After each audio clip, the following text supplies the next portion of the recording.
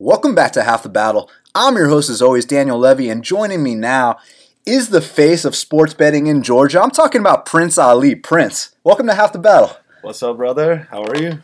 Doing amazing, man. So, it's interesting because I've known you over a decade, and I can sit here on the show, I can talk you up, I can, say all these things, but I want them to hear you talk. I don't want them to hear me talk about you. I just want them to hear you talk about sports betting, about poker, about you. You're a UFC fan too. This is an MMA show, so there's a lot to talk about, and I'm excited to get down to business, my man. 10-year friendship in the making. Boys since 2006?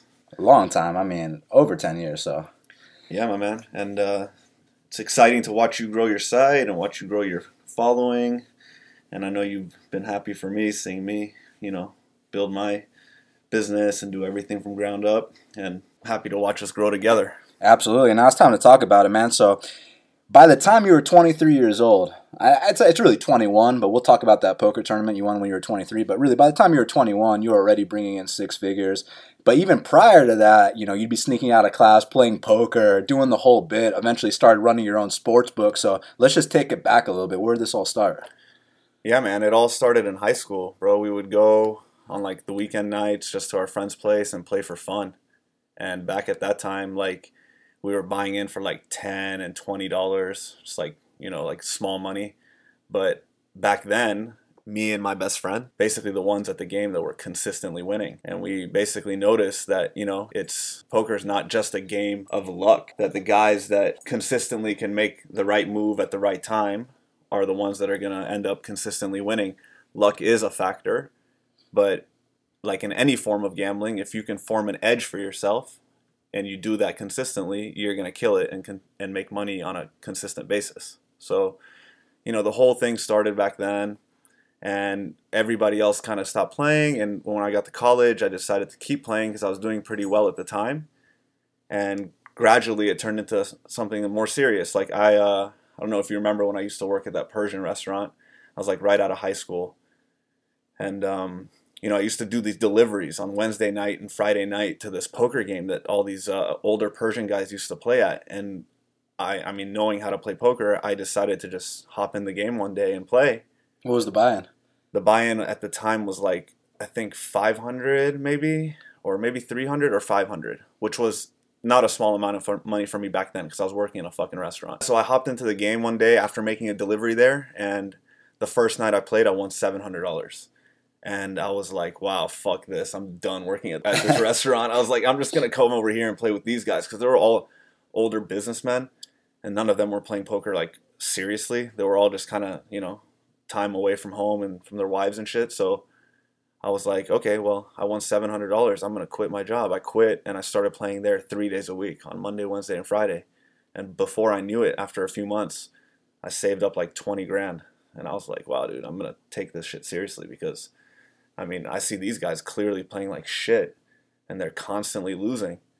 And I was, I wouldn't win 100% of the time, but I did decently well. And I noticed that the same guys would lose over and over and over, and the same guys would win over and over and over. And that's because skill is a very significant factor in poker and gambling in general. So that's where it all started, and it turned into this. One weekend when I was 23 years old, I was at home by myself with my girlfriend, and I was looking online just randomly to see what kind of tournaments there were in the area, and I found this tournament that was a $1,700 buy-in in Biloxi, Mississippi, at the Beau Rivage.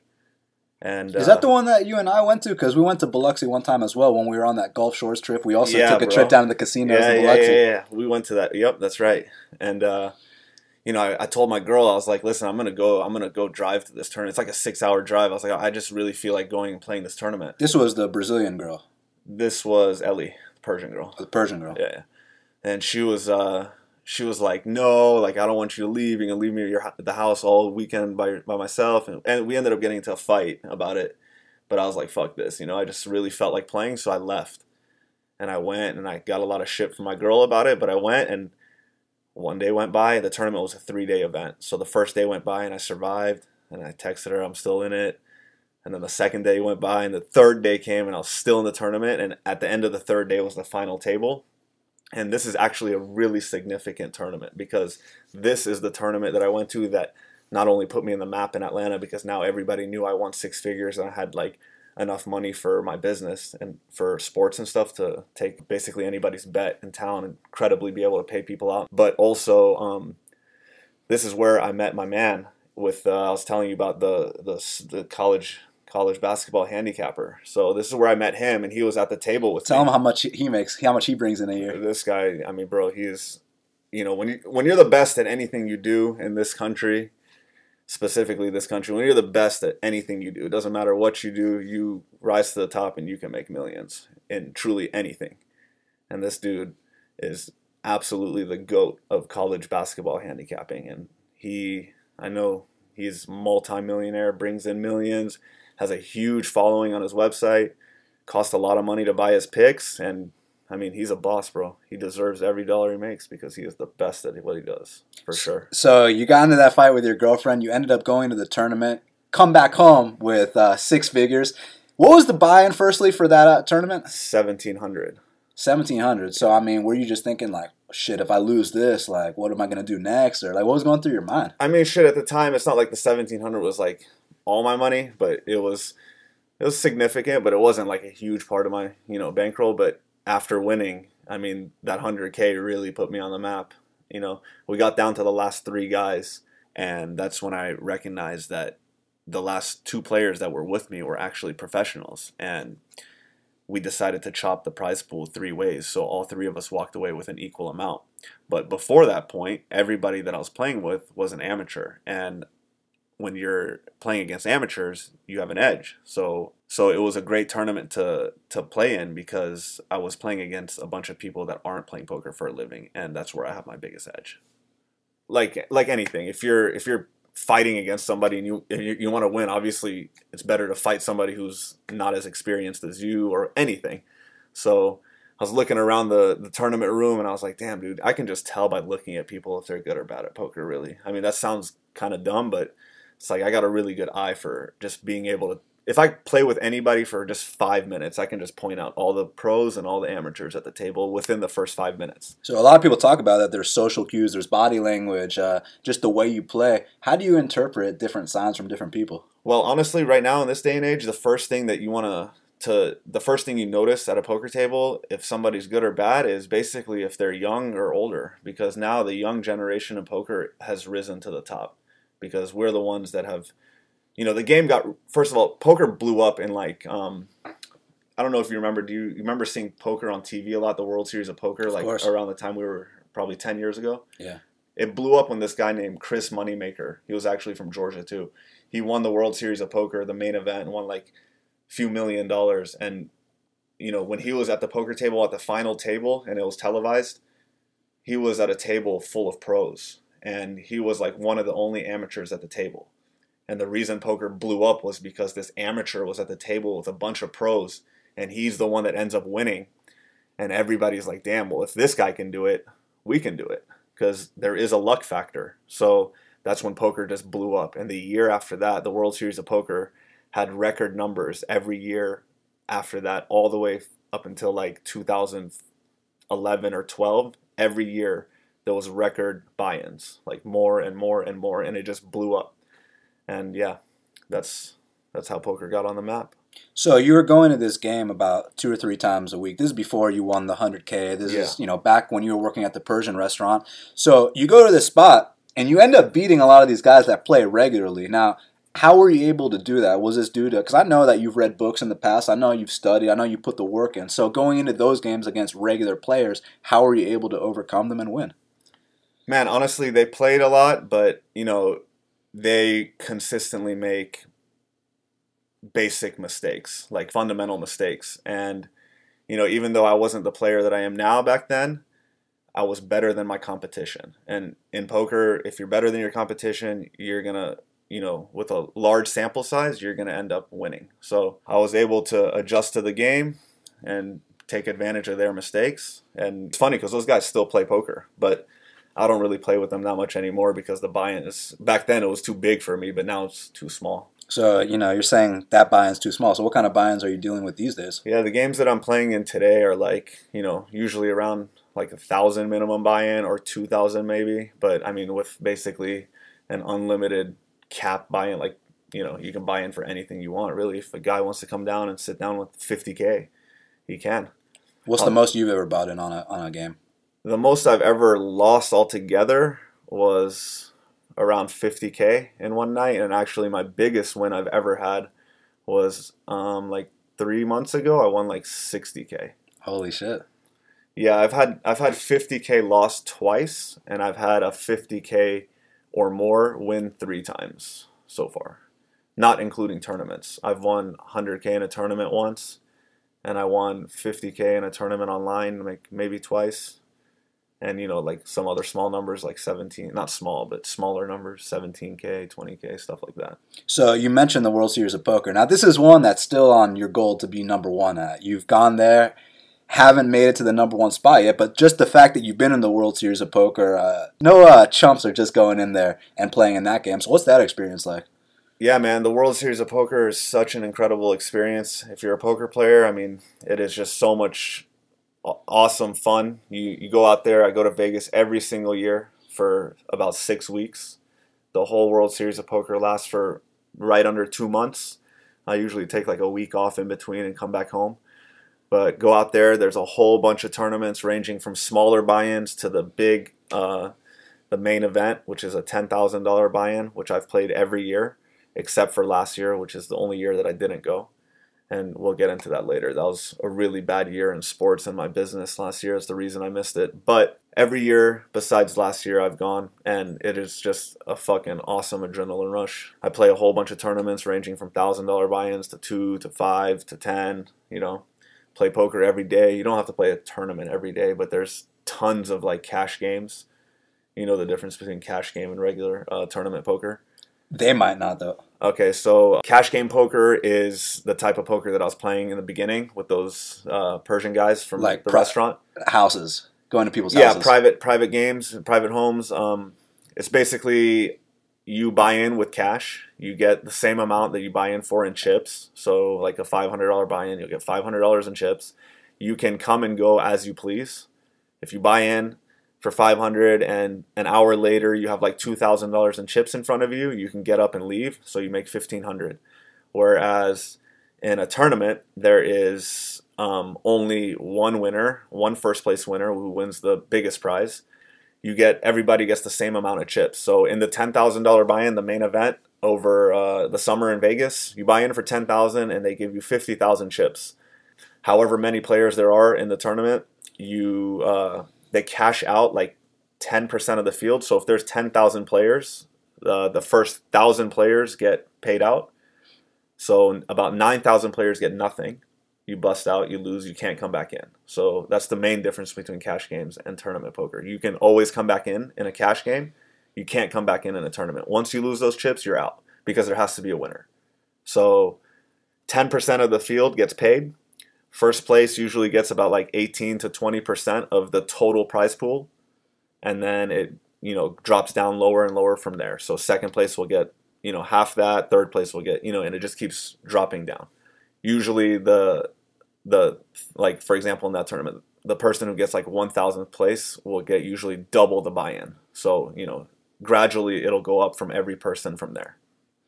So you mentioned how once you got that 6-figure win under your belt, then you were able to be like, hey, like, I don't just want to be a poker player. Now I want to run my own book. How'd you make that transition from poker to sports betting? Man, I actually had started it before I won that tournament, but after I won the tournament, it really put me on the map more in the gambling community here. I had much more credibility because everybody knew I just won 100K. So, they're like, well, if we bet with this guy and we win 10 or 20 grand, he definitely has the money to pay us. It brought me business that way, and it also, put me on the map. It made my poker bankroll bigger, so I was able to comfortably play in the bigger games. Like before that, I was never playing in like the really bigger games in Atlanta. And it was a huge, huge, significant day of my life. So once you started your book, I mean, how did that even start? You want to talk about that process? Yeah, I had a friend that I made in poker, and he was playing in some of the bigger games in Atlanta, and we became friends. But he wasn't actually playing on his own money. He was having his really good friend investing on him, basically like using his money to put him into the poker games. And they had a deal where if he made money, they would split that money, and if he lost money, he would basically be in what's called makeup, which means like if I, for example, put you, Daniel, into a poker game and I say, here's 5 grand tonight to play with, and you go play and you lose the 5 grand, well, now you have $5,000 makeup, which means the next time you play, you have to make that $5,000 back before we split any profits. Okay. So they had that kind of business arrangement. That guy was older than me, and he was way more experienced in gambling than I was, and we used to hang out a lot. He was one of my best friends. And he came up with the idea. He was like, man, do you want to start a website together? Because he didn't have money and I did. And he said, do you want to start a sports website together where people can bet on it? And you know, I didn't really know anything about it, but I trusted his judgment, and he was a pretty smart guy. So I went with it. And together we would, go around and play in a lot of poker games in Atlanta together. And basically everybody in Atlanta that plays poker or gambles knows of me. So we knew a lot of people, and the two go hand in hand together. Most people that play poker bet on sports, and we picked up a lot of clients, a lot of people that bet on games with us. So, it started from there, and eventually me and him had a falling out, and we went our separate ways. Now I've been continuing to do that on my own. So one thing I wanted to talk to you about was when you started that book, because you had that 100K. Now, let's say people came in there and they won that much off of you. You could have gone bankrupt right off the bat. Yeah, absolutely. One of the most important things in gambling is bankroll management. And if you don't have bankroll management, it does not matter how much money you have. Eventually, in gambling, you will go broke. So, I've seen people in gambling with millions of dollars go broke, and I've seen people with small bankrolls consistently build their bankroll and do the right thing and, not go broke, because bankroll management is absolutely probably one of the most, I would put it in the top 2 or 3 most important things if you want to gamble for a living. What's the most important? Discipline? Yeah, I mean, discipline and bankroll management kind of go hand in hand, but I mean, understanding, like, just gambling common sense, like if being a winner, putting yourself in a situation where you have an edge, because you can be as disciplined as you want and go into a casino and play roulette or play craps or play blackjack. Doesn't matter how disciplined you are, you're putting yourself in a negative EV situation, and EV is expected value. So if you're putting yourself in a position to lose, it doesn't really matter how disciplined you are, you're going to lose. But if you're putting yourself in a position where you're expected to have a positive expected value, then you have to have bankroll management, and you'll continue to make money. Now, I mean, it's easy to talk about money management, bankroll management, expected value, and all these things, but for the novice gambler, or even someone that thinks they're better than they really are, how do they really apply these things to their game? Yeah, that's where I would say those are things that experience doesn't really, these are things that you have to learn. For poker, there's specific rules that you can learn in basically any basic poker book that you pick up in the bookstore. For playing tournaments, they say that you really shouldn't ever play a tournament that's more than 1% of your bankroll. That's like 1 unit. 1 unit, yeah. So basically 1 unit in sports would be like 1% of your bankroll in poker. If you have a $100,000 bankroll, you should not be playing a tournament more than $1,000, for example. One beauty to poker is that 90% of players in poker think that they're better than everybody else. So that's a big reason why a lot of the games go all the time in poker has become such a big thing, because everyone thinks that they're the best. But if you don't take the time to recognize that you're actually making mistakes, then you're going to continue making those mistakes over and over. So it's very important to not think that you're the best at something and actually recognize that you are making certain mistakes. And with anything, you have to put time into it and practice and get better. When you talk about getting an edge, now a lot of people like to throw that word around, oh, I have an edge, but I feel like they don't really understand what that means. Can you explain what it really means to have an edge? Yeah, especially in sports betting. So in sports, like, first of all, the house has an edge in everything, as you and I both know. So, I mean, for example, in sports, if you want to make a bet on a basketball game, for example, let's talk UFC okay. so they can understand. Well, I mean, I'll have to give you a better example with sports first to understand where the edge comes from. The house has an edge, and what's the edge? The edge is the juice, right? So I can give an example in UFC, actually. So if, for example, you have two even fighters, right? Like they're 50-50 coin flip. The line would be -110 on both sides, right? So the house has an edge because they're exactly 50-50, but when you lose, you're paying 10% more on the loss. So if we were to sit here and flip a coin, every time you flipped a coin and you lost, and you paid me $11, and every time you won, I paid you 10, who would win? You. I would win. Because you got the 11, I got 10. Exactly, $1 more. So if we sat here and flipped a coin for an hour, I mean, by the end of that hour, we should be about 50-50. You should win 50% of the time, but every time you're losing, you're paying me $1 more. That's the house edge. So that's where I'm getting my edge on my website, and that's where I'm getting my edge on every bet that's placed on my site. So in order to try to get an edge against the house, in sports, the best thing you can do is try to beat the closing line. If you're getting an edge on the closing line consistently, that would be like me getting an edge against a player in poker consistently.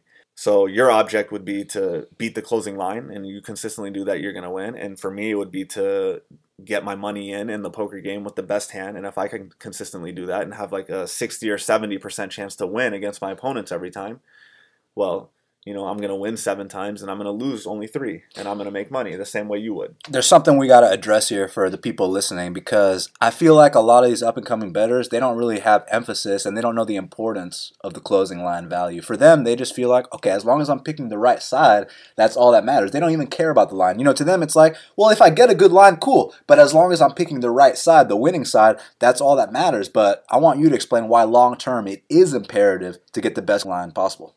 Yeah, that's I would say in sports, like I told you, I'm telling you about the guys that I do business with, the college basketball handicappers, and they consistently beat every single closing line. And that is the #1 important factor for winning in sports gambling. So if they bet a line and that line is, let's say, +5 on a college basketball team, once they hit that line and bet +5, it's no longer available in the marketplace. You can only bet it at like +2 or +1, where they're betting it at +5. You can no longer bet it at +5.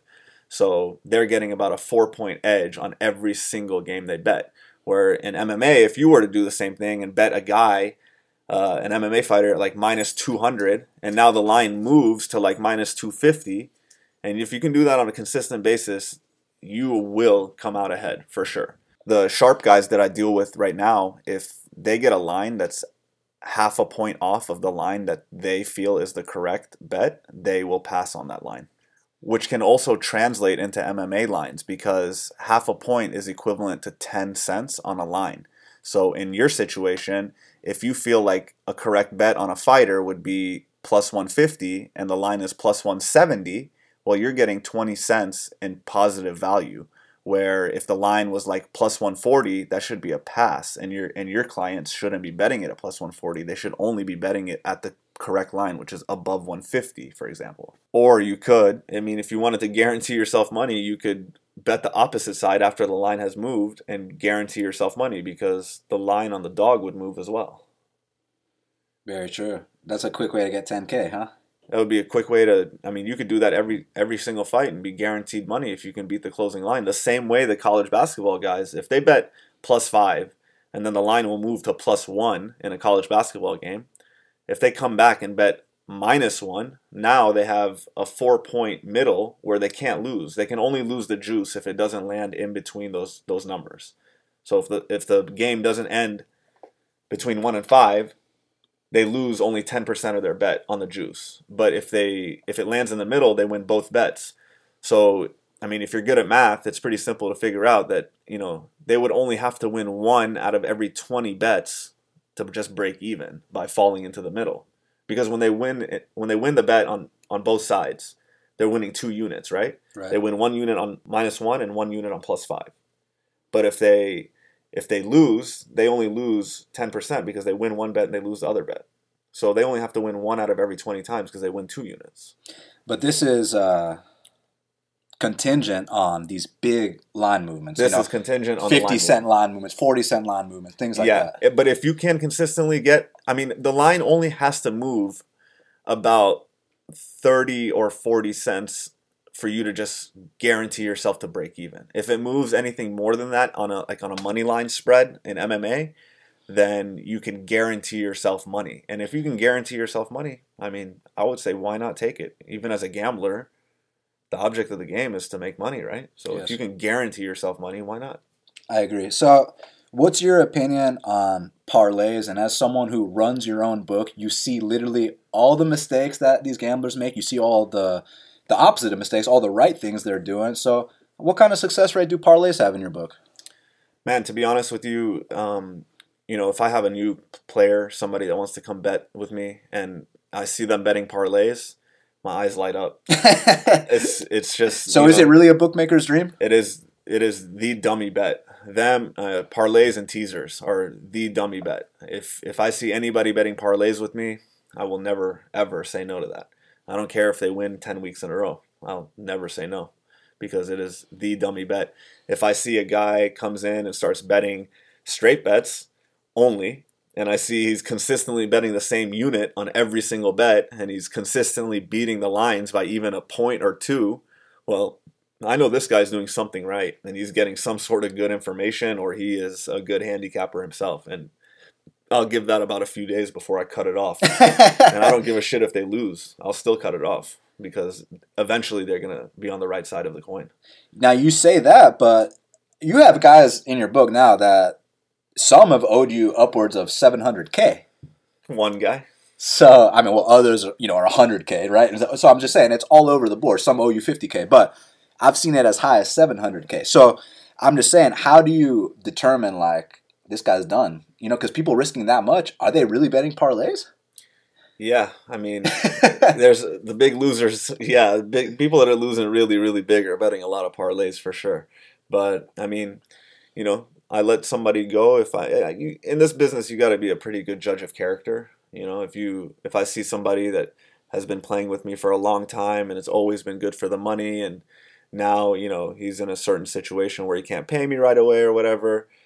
I just got to be a good judge of character. If I feel like this person will pay me, then I'll let them continue. And if I feel like some people are scumbags or whatever, I won't even take their bets on credit. I'll make them put the money up front because my reputation is established in town.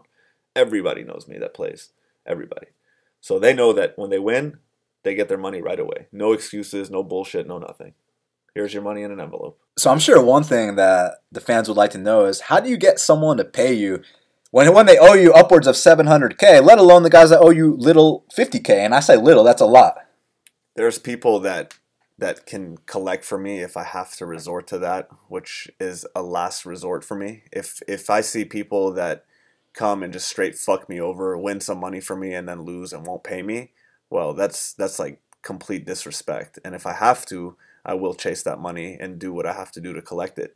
Or on the other hand, if somebody pays me and they aren't able to pay me the whole amount, but they do make efforts and consistently make payments to me and are willing to show an effort to do the right thing, then I'll let it go. It's not that big of a deal. So one funny story that I want to talk about, and this is one of your famous stories. I know you got a lot of them, but at one of these underground poker games that you were playing at, the cops actually showed up. A lot of people got arrested. I heard you got away. What happened there? Yeah, so first off, poker is not really illegal unless you're actually, if you're playing for real money and the house is making money, the guy that's running the game, that falls under commercial gambling, which is a felony. But the players are not committing any felonies. Their charges are misdemeanor charges. So the person that's running the game, that's the felony. Person that's running the game has the biggest risk. Okay. So yeah, we were at a game one day and there was a guy that started yelling pretty loud that night, and it happens. There's 10 dudes at a table with a freaking sports game on, and the TVs are on, and it's just loud. But one night we were over there in Dunwoody and this guy was yelling. There was a noise complaint from upstairs, which is what we found out later. We didn't know originally, but one of the people upstairs that lived in the apartment above where the game was called the police and said that it's pretty loud downstairs. So they came and knocked on the door. And when they knocked on the door, obviously we always look through the hole to see who it is. And the game host was like, "Oh shit, it's the police." So he was telling everybody with his hands and stuff to, like, keep it down, not make much noise. And everyone kind of started freaking out. And it's funny because I brought my dog with me that night. And as soon as they knocked on the door, like, my dog started barking and just everybody just went silent. And all they could hear was my dog barking. But, I was looking, we were on the ground floor with, it's not like the ground floor, but there's like a balcony. And I would say it's probably like a 5-foot drop. I looked out the back and there was a gate to get into the community from the back in the backyard. And I saw a car over there, and I didn't know if it was a cop or what, but I was looking outside and I was looking at my friend's phone, which was on the poker table, who runs the game, and it said gate on this phone. And then I realized that it was definitely a player calling to come to the game when I saw gate on the guy's phone.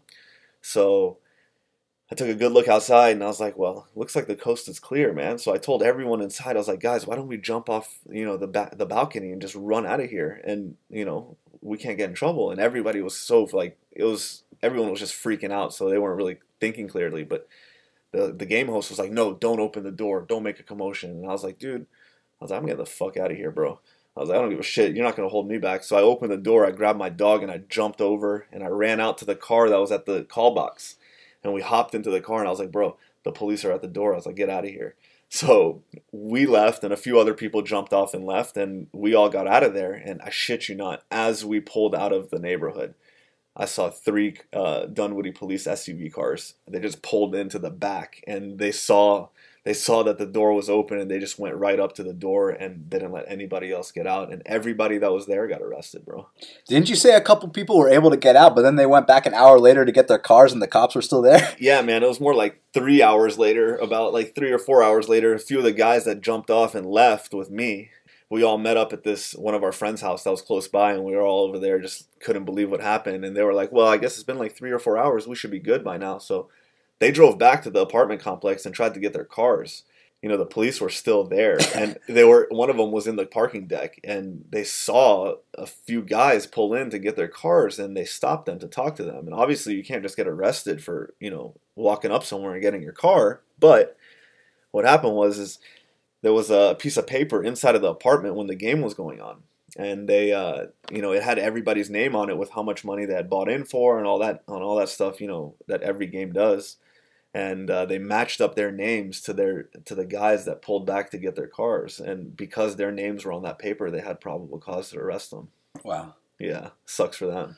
Fucking amateur move. Yeah.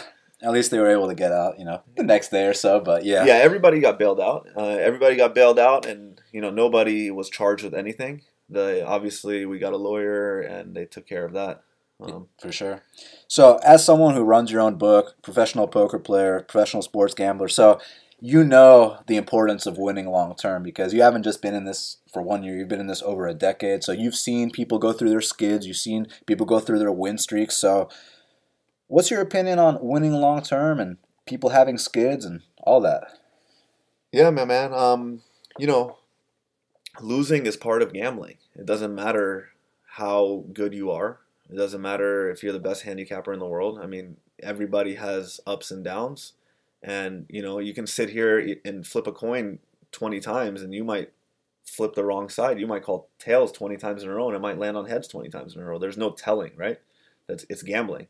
So, you have to adhere to those bankroll management rules. And if you don't, that's what can break you. I mean, you got to be able to keep a level head. A lot of times people start losing, start freaking out. They got weak stomachs and they can't handle the losses. So that's all that shit comes with experience. You got to be able to keep a level head, not lose your mind when you're losing. Don't go on tilt, as they say in poker and sports betting.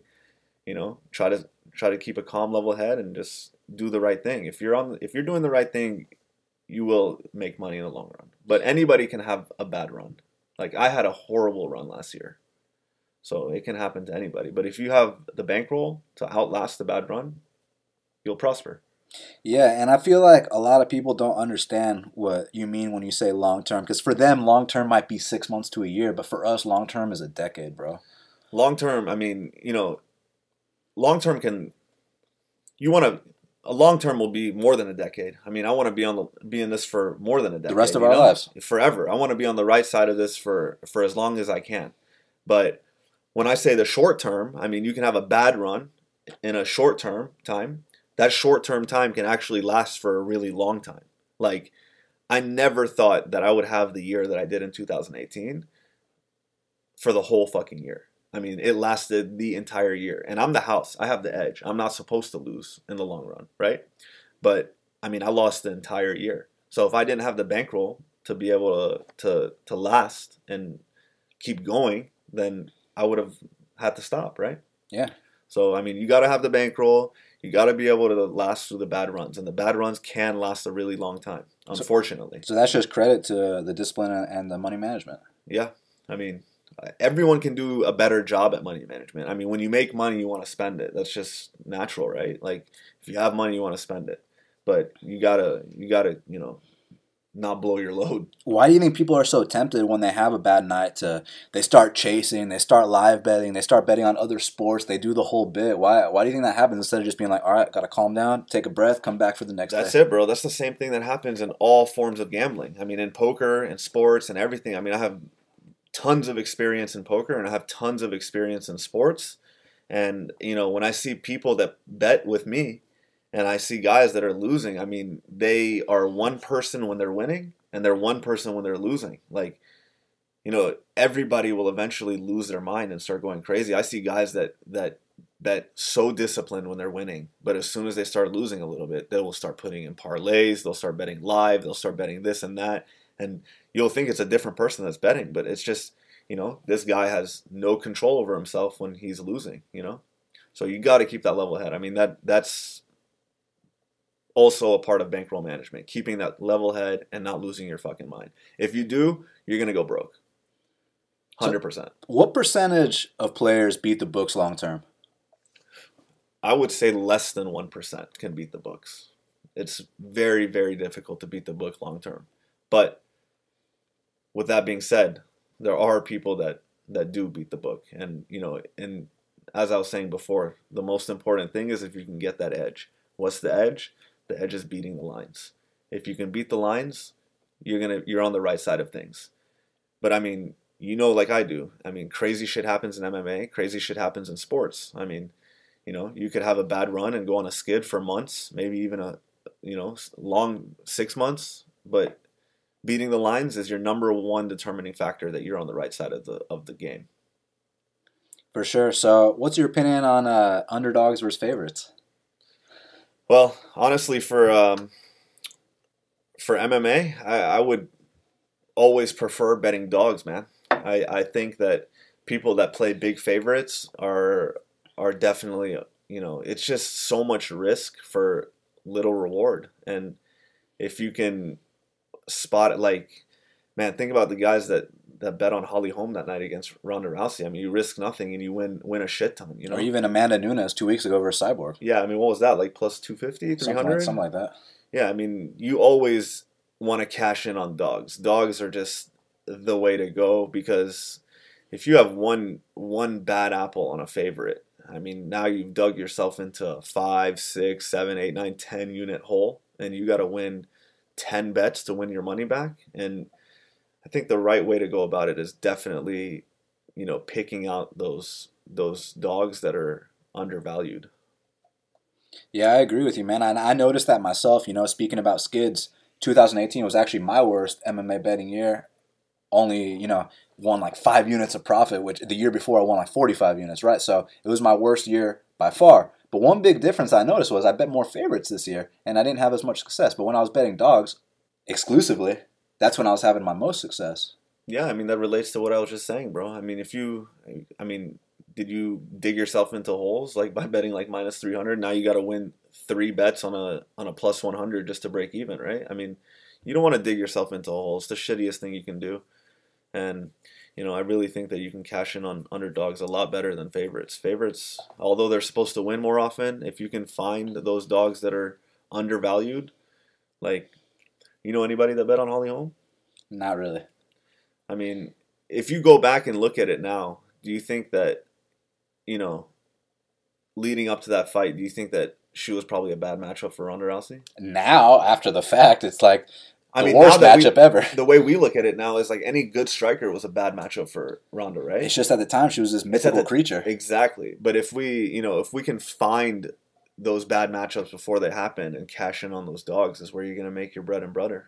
For sure. So how do things usually play out when everyone's on the same side? Like, I know the answer to this, but I kind of want everyone to hear you talk about it, because there's always that one, and it's usually a favorite where everyone's like, oh man, this guy's going to roll. I think you were talking about a football game recently with Alabama. You said literally everyone bet Alabama, and then they got crushed. Yeah, man, it happens a lot. I mean, look, it's never 100% of the time, obviously. Long term. But a lot of times when the public is loading up on one side, usually people get smoked, bro. I mean, I remember I was in Vegas one summer, and I remember my book had a lot of people that had bet on. I gotta think of the fight, bro. But it was a women's fight, and I think it was Miesha Tate against Holly Holm. I think, wasn't Holly Holm a big favorite in that fight? Yeah. Bro, I remember everybody loaded up on Holly Holm against me, and most of the time when everyone loads up on one side, it's kind of nerve-wracking because you get a whole bunch of money on one side, and that's not exactly what you want as a bookmaker. You want to have split action so you can guarantee yourself money. But a lot of times when people load up on one side, bro, it usually doesn't end well for the public. It usually ends up in the house's favor, and that's usually a favorite. Like you said, I mean, Bama, everybody loaded up on Alabama. Everybody loads up on the same teams all the time. The Patriots, the big name teams, the Red Sox. I mean, all the big name teams people load up on all the time. And I got to say, it doesn't usually end well for them. And they're digging themselves into a hole, just like we said, bro. They're betting big money line favorites, big, and once they lose one bet, they have to win like 3 or 4 bets to break even.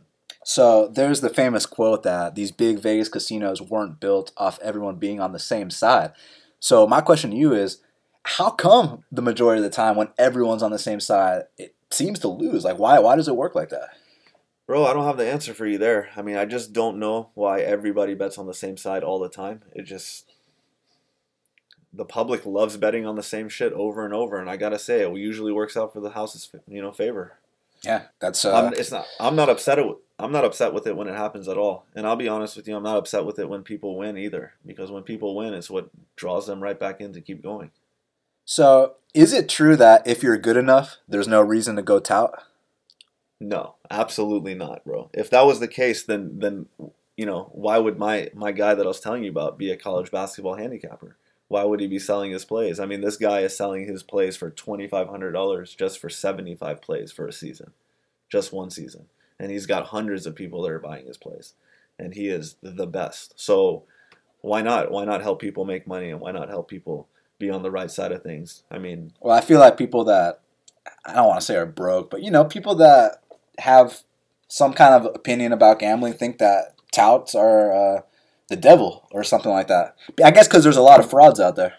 Yeah, that's true. There are a lot of fucking frauds out there. There's a lot of people that won't post, aren't transparent, won't put the picks out there before the games start, and want to put their picks out there after the games have ended and act like they won all these games and stuff. Oh, man. So you really got to be careful, but you can really tell if somebody is doing the right thing if they're beating the line. Like, when we were going over the fights and the picks that you were showing me, you were consistently beating the lines, and that's absolutely the number one important factor in being a handicapper.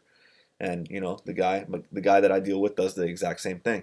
And there's absolutely not. I don't agree with that at all. Why go tout? I absolutely believe that if you are doing the right thing, you have all the right in the world to help people make money and help make yourself money. Why not? And it's not just the guy you're talking about. What about a famous name, Billy Walters? Billy Walters is a fucking legend, bro. He's the GOAT. I mean, he also does college basketball handicapping, but his biggest wins were in NFL. And You know, I can give you more names. There's plenty of guys out there. There's a dude named Steve Fezzik. He's pretty famous for NFL handicapping. There's a guy named Haralabis Vulgaris, who's a professional poker player slash NBA handicapper, and he is the fucking man. Like you said, Billy Walters, Edward Golden. Are you allowed to say that name? List goes on and on. Okay. So you mentioned a couple ways to know if someone's a fraud, you know, if they're posting shit after the fact and then bragging about the results. But I've noticed that there's guys who appear to be doing things the right way, but they're actually frauding. And what I mean by that is, for example, there's this website I track my bets on, Bet MMA Tips, right? Great fucking website. I love it. Really helps me track everything and just see where my mistakes are, how to improve. But there's a leaderboard, right? And it's, you know, the top 500 and whatever. And when you look at some of the top guys that are ranked in the top 10 of that, and yeah, their records look amazing. Plus 300 units, 20% ROI, the whole bit. But then you look deep into those records and you see it's all low limit props. So between you and me, because we actually know what's up, you know that you can't really get down much heavy action on these, you know, round 3 and by submission, by knockout, all these props. You can't get down real action. But then you see these guys going out there and they quote unquote won 100 units in one night. Well, to me, I just view it as you're the best $10 bettor of all time. But a real guy who's laying down, you know, 1,000 unit, they can't get any action down on that. They can get fucking 0.1 on that. Yeah, bro. I mean, all these crazy little props and stuff like that pay out big numbers and stuff 14 parlays. Yeah, first of all, anybody that's betting a 14 parlay, I would never trust, period, just to be honest with you. But second of all, the guys that are betting all these crazy props, if you go on any sports betting websites, Chris, Sports 411, Pinnacle, I mean, any of these props that are paying like a lot of plus money, like plus 300, plus 400, or anything crazy plus like 2,500. that, plus 2,500, they all have very low limits on all these websites. So you can't really bet more than a few bucks or whatever, something small on any of these, you know, crazy props that pay out big numbers. They all are capped and limited. Not only are they capped and limited, they're only available in like 3 books. Yeah, that's true, because a lot of books are not going to post crazy shit plus 2,500, plus 1,000. They, you know, books are not really trying to put themselves in a position to get fucked like that. Yeah, 100%. So it just bothers me when, I mean, I say it bothers me. I mean, I'm doing fucking great, dude. Like, even though I had a somewhat shitty year in 2018, overall, long term, I'm doing great. I have an awesome life. But when I see people talking about how, oh, this guy's the best bettor and that guy's the best bettor, I don't have a problem with people having their own opinions. But when I actually look at those records and I see that's how you're fucking up that many units, because, look, anyone can game their record, but no one can game their bankroll. Bro, anybody that's having 100 units win in one night is that's just a red flag right there automatically. And on their losses, they got 40 to 50 unit losses per night. Like, you know what would happen if I had a 50 unit loss in one night? Yeah, that's just a huge red flag right there automatically. I got to give props to you for saying you've had a bad year and you've made 5 units, because I'm not bullshitting you when I say I deal with the best, easily in the top 3 best college basketball handicapper in the world, and I work for him directly, and he's had seasons where he's, you know, broke even or even been negative slightly, and he is hands down the best guy there is. So because he's in it for the long term, he's got a 20-year track record. Exactly, he's got a 20-year track record, and he is absolutely the best. And anybody that is a professional, a true professional gambler, understands that bad runs happen. They happen. I mean, it happens. It's part of the game. And to have your worst year as a 5-unit win, that's, bro, I mean, anybody that's a true handicapper understands that that's actually pretty amazing. I appreciate that, my man. So, dude, I mean, we've covered a lot. But before I let you go, I mean, dude, started from the bottom. Now we're here. But, I mean, you know, making 6 figures by the time you're 21, winning the big poker tournament at 23, running your own book at 24. I mean, you're about to turn 30 later this year. I mean, what's next for you, man? Honestly, man, I'm just going to keep doing the same thing. You know, I had a lot of people that doubted me, a lot of people that thought that gambling is not the way to go. But well, it's not for everyone. It's not for everyone, but, you know, I've shown that it's, you know, I'm living proof that you can, you know, be on the right side of this and make good money out of it. So I just want to continue making money, and hopefully in the next few years also diversify and have multiple sources of income. be in different things, and hopefully have multiple businesses and keep making money, man. Be a hustler. When was the first time you went into a car shop and gave them $50K cash for a BMW? Yeah, so I bought 3 BMWs cash, and my first one, unfortunately, it was really wet and kind of snowy and icy outside. I fucking wrecked it and totaled it and broke my neck. The day you got it? Yeah, same night, bro. Thanks for reminding me. I remember that day. But yeah, I mean, I bought that one, then bought another one, and bought a third one because I love them. And yeah, love cars, man. It's something I should probably chill out on with the money management. Yeah, well, it seems like you got everything under control. Is there anything else you want to tell the listeners of Half the Battle before we get out of here? One piece of advice or just a thank you, just anything to them? Yeah, man, you guys have done very well. I got to give props to you for, a positive year on your worst year. And for those people that think that, you're fucking up, having a 25 unit win in a year is pretty solid. I mean, if you're betting 5 unit, not 25. How much? 5 unit. No, for your good years. Oh, yeah. 25, and what were your other years? Like 20? I had a 44 unit. 44 was my best, 2017. Bro, I mean, if you just think about it, for somebody who's betting $1,500 a game, I mean, you just made that guy what? For 44 units, you just made him $66,000 in 1 year. On the 25 unit year, you made him $37,000 in 1 year. And that's pretty fucking solid, bro. That's pretty good. And the guy that's betting $1,500 just made $8,000 on your 5 unit year. That's you can't complain if you're winning, man. You can't be upset about that shit. People that think you're not doing great because you had a 5 unit year, they should go kick rocks, bro. Strive for perfection, bro. That's it. Yeah, just try to improve, keep it going, and definitely keep beating that closing line, man. You've showed me some good stuff, so I'm impressed. That's the plan, my man. Ali, Prince Ali, I appreciate the time, brother. I know you used to be on Twitter, that Kobe something. Do you even know what it is anymore? Nah, bro, I don't really use Twitter that often, bro. But I kind of try to stay away from social media too much. It's probably a smart idea, honestly. There's so much negative people out there. You want to just surround yourself with positive people in this world, man. Yeah, and we're involved in gambling and deal with a lot of cash and stuff. So I try to stay out of the public's eye a little bit. Yeah, so I appreciate you doing a 50-minute podcast with me. You know what I mean? What can I do, man? You're my man. We've been together for a long time, so hopefully many more years to come. Yes, sir. You guys know it. Well, for all the fans that Half the Battle, thank you guys so much for tuning into this very special edition. I hope you guys enjoyed it. Make sure you guys go back and listen to it again, because when this guy talks, you should write down what he's saying. You should listen and try to apply it here in 2019. So make sure you follow me on Twitter at BestFightPicks. Go to BestFightPicks.com for the plays. Subscribe to Half the Battle on iTunes, SoundCloud, YouTube, and Stitcher. Hook up those 5-star reviews. And until the next time, let's cash these bets.